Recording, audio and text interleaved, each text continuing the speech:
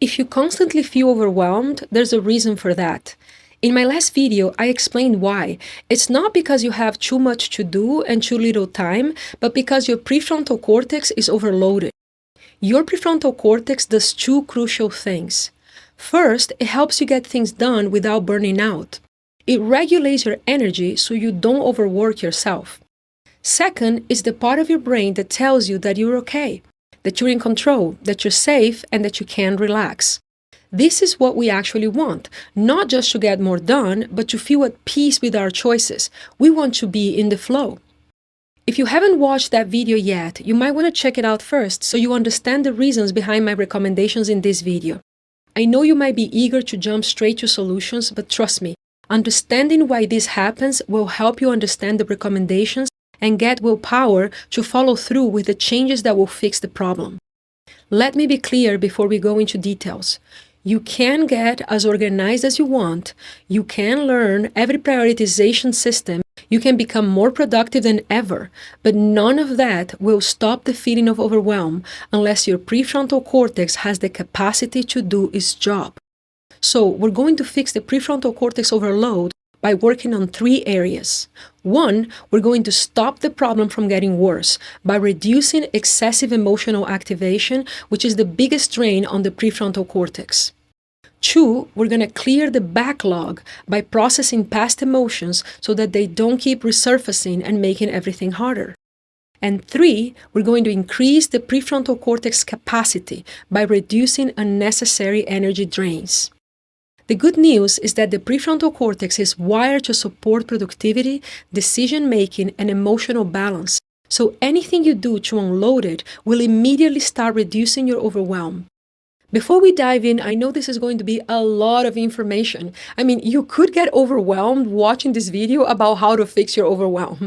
So to make things easier, I added timestamps below so you can come back to different parts as needed later. I also put together a free processing resources guide with all the options and links so you don't have to remember everything I say here. You can find the link to the guide in the description below. So take a deep breath and let's dive in. This will be a ride.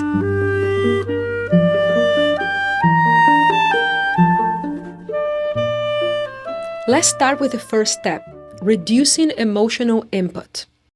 In the previous video, I explained how survival emotions like fear and anger and future survival emotions like anxiety, shame, and envy don't just drain your mental energy in the moment, they also get stored in the long-term memory, making the problem worse over time. Here's how the cycle works. If you feel the fear in a certain situation, that fear gets recorded in your brain. Then, the next time something similar happens, you feel even more fear. Your emotional reaction grows stronger every time. And here's the tricky part. This happens even if you don't consciously register the emotion. In fact, it's worse when you don't notice. When you're aware of an emotion, you can sometimes rationalize it, tell yourself, okay, this isn't actually a big deal. That's cognitive processing, and it works if you catch it in the moment. But if you don't notice that you felt an emotion, it goes straight into long-term memory. That means your brain has reinforced an emotional reaction without you even realizing it. And this happens all the time. You may be thinking, what survival emotions? I'm not in danger. I'm not fighting people. But your brain doesn't know the difference between real danger and virtual danger. It just reacts. When you watch videos that make you angry, you feel angry. When you see tragic news, your body feels the fear, sadness, and hopelessness, even if you don't consciously register it. When you see content that makes you feel anxious, ashamed, or envious, even if you don't think you feel those things, they're still being stored. And here's a simple test. Why did you click? Did you search for that video to solve a problem? Or did you just see it and suddenly feel the need to watch? If the urge to click comes out of nowhere, it is often driven by a survival emotion, and you don't even notice that the video made you feel bad. You just distract yourself later with cat videos or playing some game. But that doesn't erase the emotional imprint. The feelings still got recorded. And it's not just social media, it's movies, podcasts, and books too, though algorithms-driven social media is definitely the biggest offender. It doesn't even have to be negative content. Any content that is fast-paced, chaotic, with sudden volume changes, quick cuts, or flashing images keeps your nervous system in a constant state of alert. Your brain tracks these shifts like it's watching for a moving predator. This is exactly why this type of content is so addictive. You literally can't look away. And while other parts of your brain are on guard, it's the job of your prefrontal cortex to keep reassuring the rest of your brain that it's just a video. The first step to solve this problem is to stop feeding the cycle. I know what you're probably thinking. Oh no, she's going to tell me to quit social media. No. Well, maybe you should, but I'm not going to tell you that. I'm going to tell you two things. First, evaluate what you're clicking on.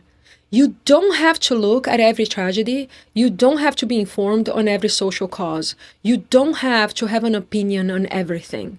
I'm telling you to stop looking at content that makes you feel bad. Don't look. You don't need to care about everything. If you are worried that not caring makes you a bad person, don't. That makes sense only if caring would make you a better person. But being aware of something, feeling outraged about it, even talking about it, none of that makes you a better person. It doesn't. If you want to be a better person, then do something about those things, whatever those things are. I mean, actually go involve yourself in the cause. If you're not going to get involved, then you don't need to carry the emotional burden.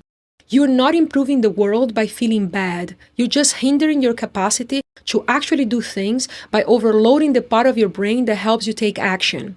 It is a valid choice to focus on your own mental health. In fact, you may do more good in this world by being sane. So what I'm saying here is that if something makes you feel bad and you know it, don't look. Choose to avoid that type of content. If you cannot avoid all content of this nature, then avoid some. You can go halfway and experience half the game. No big deal. The second thing I will tell you is to switch at least some of your entertainment to slower-paced, stable content. I'm talking cozy mysteries like Only Murders in the Building, reflective war stories, and historical dramas like The Crown, British and Scandinavian dramas like Downton Abbey, K-dramas like Attorney Woo, classic and modern relaxing TV like Anne with an E, craftsmanship and gentle reality shows like The Repair Shop.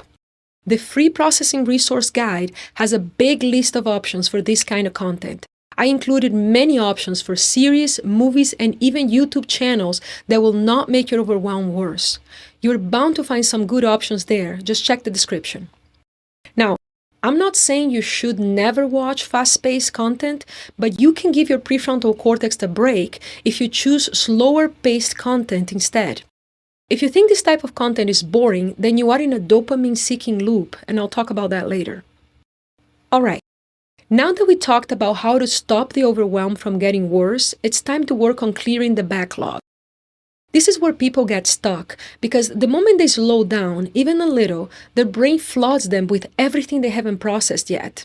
And their first instinct is to shut it down. Watch something, scroll, distract, do anything but feel the static. But that static is your brain trying to process. And if you can learn to let it happen, your overwhelm will start melting away without you even trying to think through anything. Let's talk about how this works. Your brain has two modes: collection mode, when you're gathering new information, and processing mode, when your brain sorts through information, throws out what you don't need, and prepares the rest for filing away during sleep. If your brain is engaged, then you are in collection mode.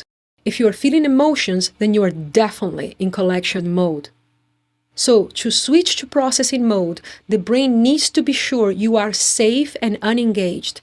Well, when humans evolved, the safest unengaged time was spent awake and doing rote, repetitive tasks, preserving food, weaving nets, making tools. So, if you want to let your brain clear the backlog, you need to signal that you are safe and unengaged. You can do this by mimicking our ancestors with repetitive movement, rhythmic, predictable patterns, and minimal thinking. Extra credit if you do some bilateral movement, meaning alternating both sides of the body. That's the formula for passive processing. So, which activities actually work? Household tasks like hand washing dishes, sorting and folding laundry, and cutting vegetables. Physical movement at an easy pace, like walking loops around your neighborhood, biking, or swimming. Swimming at an easy pace is really amazing because it is rhythmic and bilateral.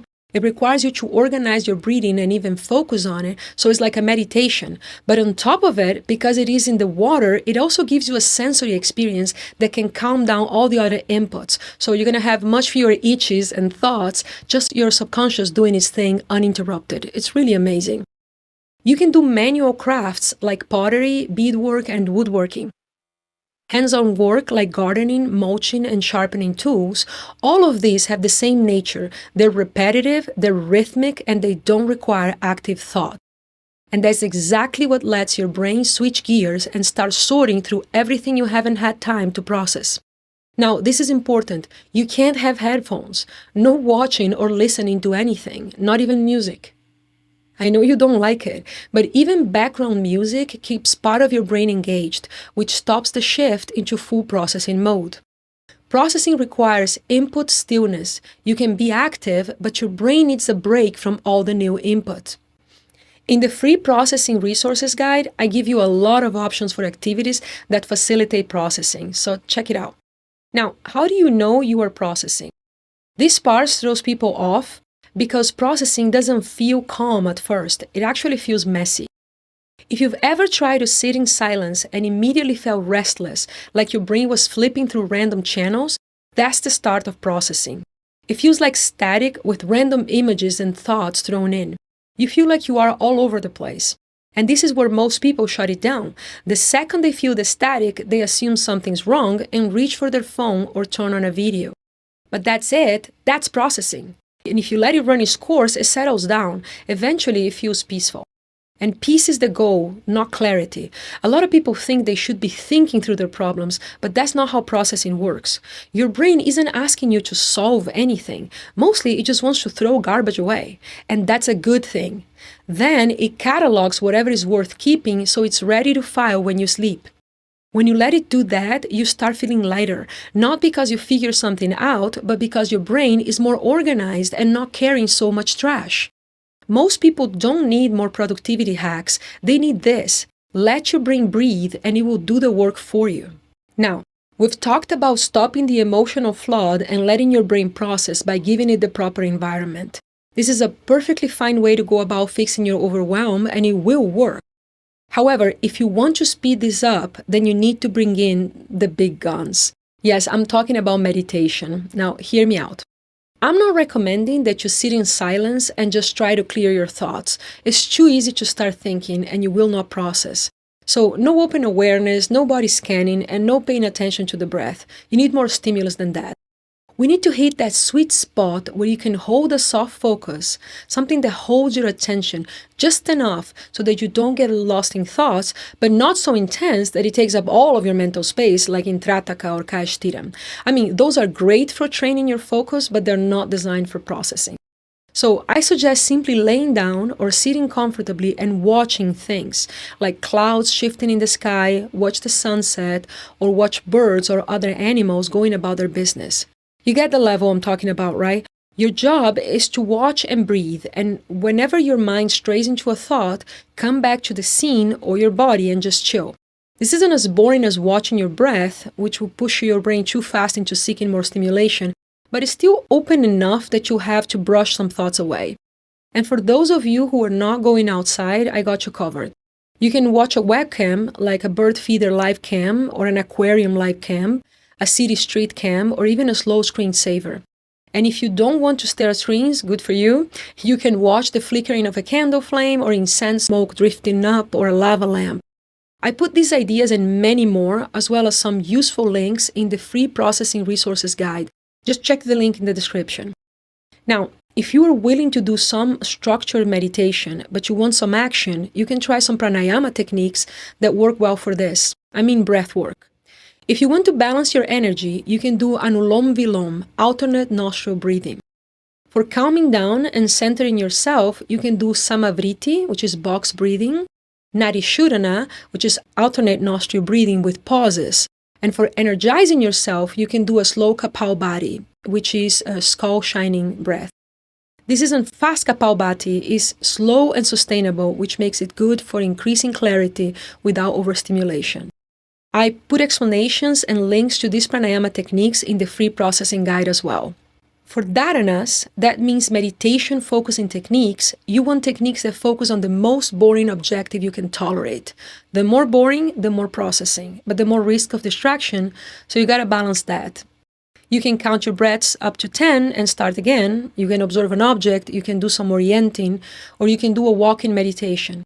Again, I put several strategies and some specialized meditation techniques that are optimized for processing in the free processing resources guide.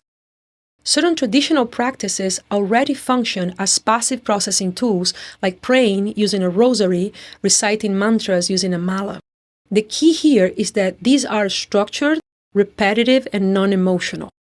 There are other meditation techniques like high-energy chanting, visualizations, contemplative meditation, breath control, fast breathing, yantra contemplation, vibrating mantras, and ceremonial magic that are designed to push you into altered states of consciousness. In those states, processing can happen in bulk. The challenge is that reaching those states takes practice, and for most people, especially if you are already overwhelmed, this isn't the most practical way to start. In any case, if you are interested in these types of techniques, drop me a note in the comments and I may do a video on that. Alright, let's talk about problems with processing. The first problem is that processing can actually feel bad at first. I mean, that's you finally feeling the negative emotions you were trying so hard to numb down. So it's a good idea to prepare for the fact that this can feel uncomfortable. In fact, if you feel uncomfortable, you're doing it right. But here's the good thing. You don't have to analyze or fix anything. You don't need to figure out how to solve the negative thoughts that arise or investigate the negative feelings. You just need to let them exist without shutting them down. Your brain does all the work. Eventually, the intensity does settle down and processing feels very neutral. But before you get to that point, there is one other thing that is likely to trip you up, and that's dopamine. The problem is that the emotional discomfort of processing is only half the story. The other half is that your brain is addicted to avoiding emotional discomfort.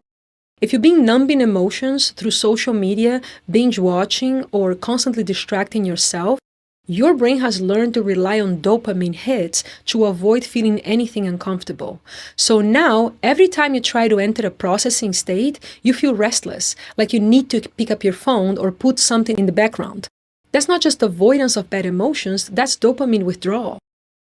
The reality is, overcoming overwhelm isn't just about dealing with emotions, it's also about breaking the cycle of compulsive distraction, and that can take some time. The hardest part is getting to the initial resistance. Your brain is used to instant relief, and when it doesn't get it, it's going to complain.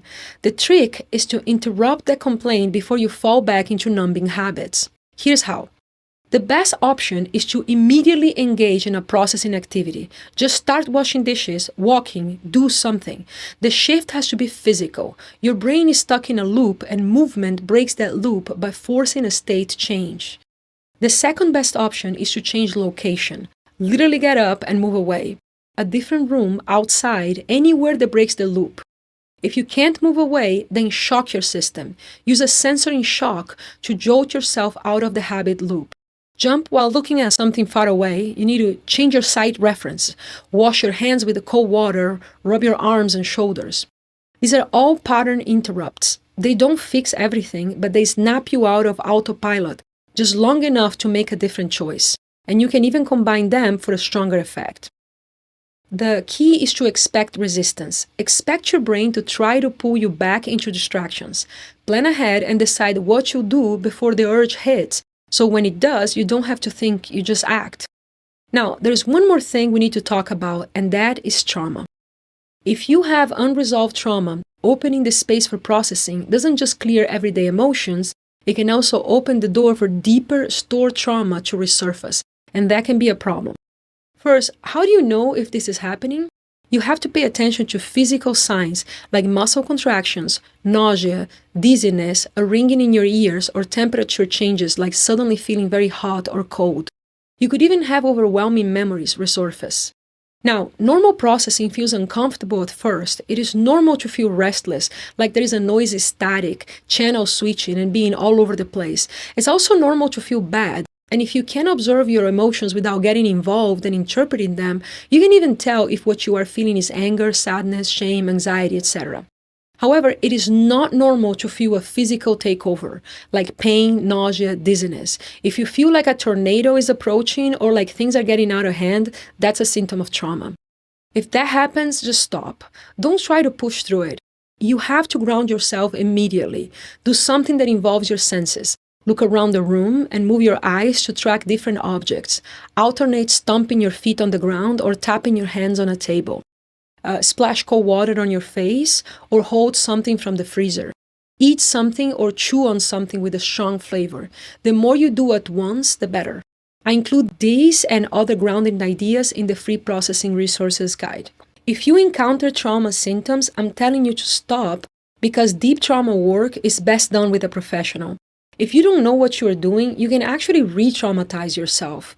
If you have active trauma that resurfaces when you give your brain some space, then a huge part of your overwhelm is due to the trauma. Now, if trauma is the root of your overwhelm, then treating the trauma will likely get rid of the overwhelm anyway, so I would just recommend you go that route. That was actually my case, and guess what? I don't feel overwhelmed anymore. Once you are in trauma treatment and know what you are doing, you will probably be able to process normal daily emotions and even parts of your trauma on your own. Let me know in the comments if you want me to go deeper into trauma recovery and how it ties into overwhelm. Alright, we talked about how to stop excess emotional activation and about how to process backlogged emotional activation to free up the prefrontal cortex. Now let's talk about other ways to increase your mental bandwidth. Because right now, your prefrontal cortex is probably spending energy in some pretty useless tasks, so there are some low-hanging fruits. The first one is to stop activating the reticular activating system for silly reasons. The reticular activating system is the part of the brain that scans for threats. Whenever it detects something out of the ordinary, it alerts the amygdala, which then causes stress. Then your prefrontal cortex has to evaluate the source of the stress, and if it is nothing, it calms everybody down. The problem is that we keep the reticular activating system busy with unnecessary stuff. For example, background noise. If you always have something on, music, TV, podcasts, even just random chatter, you do not notice it, but your brain is constantly scanning that noise. That's wasted energy. But what's even worse is that sudden changes in background noise, like a loud voice on a TV, a shifting tone in music, or a child screaming, can trigger stress signals. And then the prefrontal cortex has to get involved. So now you're wasting prefrontal cortex resources directly for no good reason. So reduce noise. Do not leave the TV on in the background. Listen to music and watch content intentionally. You can also wear headphones or noise reduction earmuffs to help this, especially around kids. I know I do. In the same way, your reticular activating system is constantly scanning your environment and sending alarms whenever something is in an unusual place. So you want your environment to be as predictable as possible as well. If you like things clean, keep them clean. But if you're naturally messy, then try to keep it consistently messy, because a predictable level of disorder is better than a chaotic shift. The second low-hanging fruit is decision fatigue. It's a real thing. Every tiny decision, what to wear, what to eat, what task to tackle next, drains prefrontal cortex resources. You can try to reduce unnecessary choices where you can.